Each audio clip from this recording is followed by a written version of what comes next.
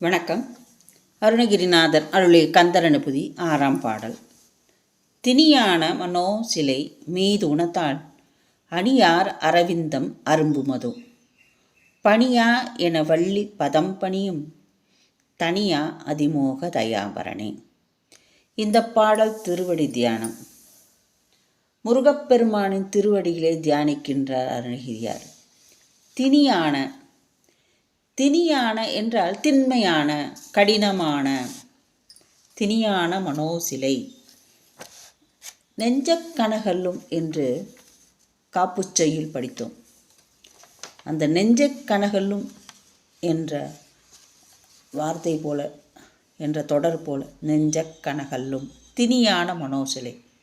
அதே தான், கல் மாதிரியா இருக்கான் நெஞ்சம். மீது உணதாள், மீது உனது தாள், உன்னுடைய திருவடிகள்.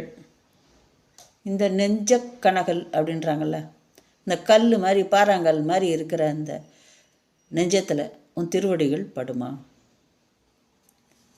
அணியார் என்றால் அழகு நிரம்பிய, அழகு பொருந்திய. அரவிந்தம் என்பது தாமரை மலர்கள், செந்தாமரை மலர்கள். அரும்புமதோ, அப்பா உன்னுடைய திருவடியை நெஞ்சத்தில் பட்டா தாமரை மொட்டுக்கள் அரும்பு விடுமாம். அப்படி என்றால் சேற்றில் அல்லவா செந்தாமரை மலர்கள் மலரும்? பாறாங்கல்லில் செந்தாமரை மலர்கள் எப்படி மலரும்? அப்படி என்றால் என்ன செய்வது? என் மனதில் மொட்டுக்கள் அரும்புமா? முதலில் நெகிழச்சை. கல் மாதிரியா இருக்குது என்னோட நெஞ்சம், அதில் மொட்டுக்கள் மலரணும்னு ஆசைப்படுறோம். அப்படி என்ன செய்யணும்? நெஞ்சம், கல்லாகிய நெஞ்சத்தை கரைத்து குழைத்து சேராக்கி அதை பக்குவப்படுத்து. அப்படி என்றால் ஒழிய மொட்டுக்கள் மலர வாய்ப்பில்லை. நெஞ்சம் குழைய வேண்டும், கனிய வேண்டும், கனிந்து உருக வேண்டும். எப்படி கனிந்து உருக வேண்டும்? அவனை முழுவதும் நெக்குருக நினைந்து உருகி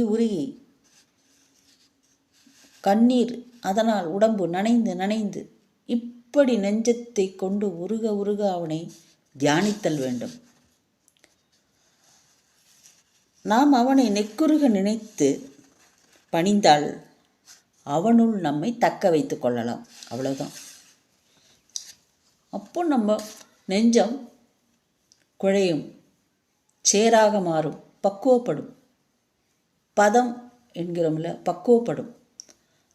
பக்குவப்பட்டவுடன் மலர்கள் மொட்டுவிடும். அப்படி என்றால் பணியா என வள்ளி பதம் பணியும். இவர் என்ன செய்கிறார்? முருகர் வள்ளியிடம் கட்டளையிடு, உனக்கு என்ன வேண்டும், குற்றவியல் செய்ய காத்திருக்கிறேன் என்று கூறுகிறாராம். பணியா என வள்ளி பதம் பணியும் என்று சொல்கிறார். எப்படி இது? எதனால் அப்படி பணிகிறார்? தனியா அதிமோக தயாபரணி. தனியாத காதல், அதிமோகம் நிரம்பி வழியுது அவருடைய அன்பு நெஞ்சம். தயாபரன் என்றால் சிறந்த கருணையாளன் என்று அர்த்தம். தயா என்றால் சிறந்த கருணையாளன், பரணே என்றால் மேன்மையானவன். அவருடைய நெஞ்சம் ததும்புகிறது அன்பு பெருக்கினால். வள்ளிக்கு எப்படியாவது பணி செய்ய வேண்டும். ஏனென்றால் ஆன்மாவாகிய வள்ளியிடம் பாதம் வருடி கெஞ்சுகிறார். பாகு கனிமொழி மாது குரமகள் பாதம் மருடிய மணவாளா. ஆக குரமகளின் பாதம் வருடி உனக்கு என்ன வேண்டும், குற்றவியல் செய்ய காத்திருக்கிறேன் என்கிறார் முருகன். ஏன்? வள்ளி பிரபஞ்ச வாழ்க்கையின் திணைகுணத்தில் பக்தி பயிரை பாதுகாத்தாள். அவள் திணைபுலத்தில் பயிரை மட்டுமா பாதுகாத்தாள்? முருகன் மீது காதல் கொண்டு பக்தி பயிரையும் பாதுகாத்தாள். அப்படி பாதுகாத்து பக்குவப்பட்ட ஆன்மாவின் நிலையை அறிந்து தானே நேரில் வந்து ஜீவாத்மாவை தன்னுடன் சேர்த்து கொண்டது வள்ளி திருமணத்தின் உட்கருத்து. கடவுளே நேரில் வந்து இறங்கி வள்ளியை மனம் புரிகிறார், குறத்தியை மனம் புரிகிறார். அதற்கு காரணம் வள்ளி பக்தி பயிரை பாதுகாத்தாள். அதிதீதமாக அவள் பாதுகாத்து வந்த அந்த பக்தி பயிர் அவளுக்கு இந்நிலை அடைய காரணமாயிற்று. அதுபோன்று எமக்கும் நேருமோ?